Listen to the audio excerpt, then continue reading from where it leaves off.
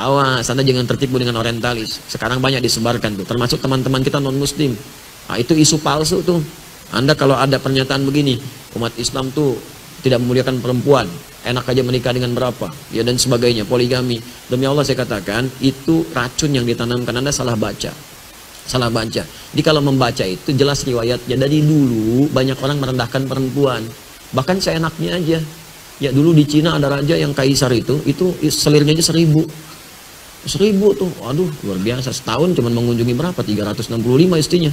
Ya itu 3 tahun sekali baru kekunjungin istrinya.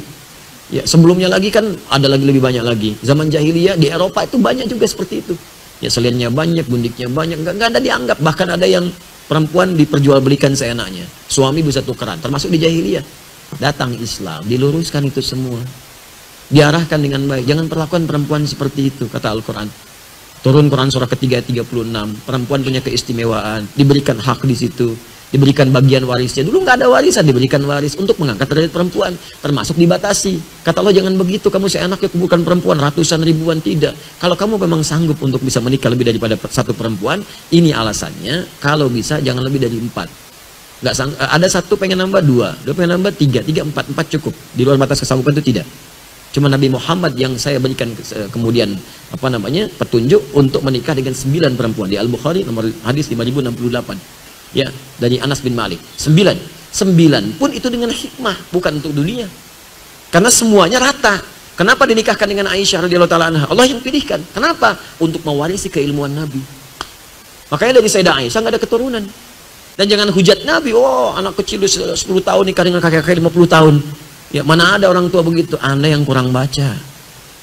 Jangan sampai kekurang pengetahuan Anda jadi menuduh Nabi, itu nggak boleh. Nggak boleh, dan melukai. Nggak bisa. Jangan dibaca konteks dulu dengan sekarang. Orang dulu itu beda dengan kita sekarang. Mereka udah terbiasa menikah dengan usia yang muda. Abdullah bin Amr bin As itu nikah usianya berapa tahun? Itu beda usia dengan bapaknya 11 tahun. Ya, bapaknya itu 23 tahun. Anak 9 tahun udah minta nikah. Bapaknya nikah usia 11 tahun. Ada yang mengatakan 10 tahun, ada yang mengatakan 13 tahun. Masih itu biasa menikah dalam keadaan muda. Saya baru dari Paris kemarin. Paris, lampu merah sonoan dikit. Ya, itu Louis menikah dengan Marie Antoinette. Usia berapa tahun? 13 tahun. Itu di Eropa. Itu biasa. Saya tanya begini deh, di zaman-zaman dulu ya. Raden Ajeng Kartini, era Kartini. Berapa usianya saat dipinggit? Masih belia kan? Dipinggit kemudian baru lantas dinikahi dalam usia baliknya. Ya, mengandung, melahirkan, meninggal dunia. Itu kan usia yang sangat muda. Apa Anda menertawakannya? Coba saya tantang sekarang. Siapa yang berani melecehkan Kartini, pahlawan nasional? Ayo bicara sekarang. Anda akan dihukum, banyak orang menyoal pahlawan nasional. Sekarang manusia biasa saja, Anda tidak bincangkan karena takut dengan manusia. Kenapa Anda berani kemudian menyoal Rasulullah SAW dengan Sayyidah Aisyah? Anda siapa? Kalau nggak paham ilmu jangan bicara. Kalau nggak paham ilmunya belajar dulu, takut khawatir salah ucap. Karena itu jangan sembarangan mengatakan sesuatu. Di konteks dulu, dibaca dulu, dilihat dulu apa hikmahnya. Ternyata dipilih yang paling belia ini, kemudian setelah balik baru diajak berumah tangga, hidup berumah tangga, itu untuk belajar kehidupan fikih di rumah tangga. Bagaimana mandinya Nabi di rumah tangga, bagaimana bangun tidurnya, bagaimana saat Nabi kemudian menyantap makanan. Kan hadisnya banyak dari Sayyidah Aisyah. Ternyata Aisyah anak yang cerdas. Setelah dewasa disampaikan semua itu, jadilah guru. Jadi guru Sayyidah Aisyah meriwayatkan hadis-hadis Nabi yang jarang didapatkan yang di luar rumah. Sebab gak semua orang bisa masuk rumah. Kalau yang lainnya banyak. Sayyidah Khadijah ada wafat duluan sebelumnya.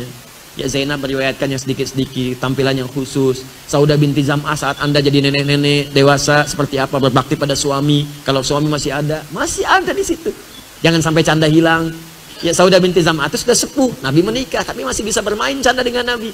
Pulang masak, senang masak beliau, bikin adonan. Nabi diambil adonan, dicolekkan di keningnya, tertawa bersama. Masih kakek nenek pun masih bisa bercanda, langgeng kehidupan cintanya. Contoh, dia ada contoh kalau istri Anda masih belia, bagaimana membahagiakannya. Contoh istri Anda sepadan, bagaimana membahagiakannya. Contoh kalau sudah sepuh, bagaimana membahagiakannya. Contoh model, karena Nabi diutus jadi model. Anda diutus, model dunianya nggak laku. Nggak, makanya nggak ada utusan. Kita itu diciptakan untuk mengikuti model, dipraktekkan dalam hidup. Begitu cara bacanya. Jadi kalau bacanya begitu enak kita. Saya mohon maaf ya kalau terkait Allah, Nabi, mungkin tegas saya itu, tapi tegas itu karena sayang, bukan benci. Takut Anda punya masalah. Sedangkan Anda itu kawan saya, sahabat saya doakan. Kan paling nggak enak berpisah dengan sahabat kita. Atau ada orang dibenci Nabi, kita paling nggak enak.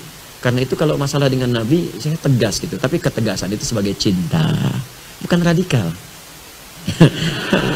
Bukan radikal, ini saksi antum nih. Tunjukkan pada saya radikal saya di mana. Nanti saya perbaiki. Kan kita memperbaiki diri setiap hari. Mungkin ada yang salah itu pasti, tapi di balik yang salah kita bertobat. Tunjukkanlah kalau ada yang kurang baik, tunjukkan supaya saya perbaiki. Ya, alhamdulillah, mudah-mudahan Allah berikan kebaikan. Ya, alhamdulillah. Kita nggak perlu banyak-banyak lah hal-hal yang kita bahas, sedikit tapi bisa bermanfaat insya Allah. Ya, jadi beberapa waktu ini saya mohon doa juga. Ya, saya sedang menata diri untuk belajar lagi, kemudian mengkaji lagi, praktekkan lagi. Jadi silakan, saya senang hati. Kalau ada yang kurang, sampaikan, saya koreksi. Kalau ada praktek yang kurang tepat, sampaikan, saya perbaiki. Jadi kita bisa berbuat lebih baik lagi insya Allah.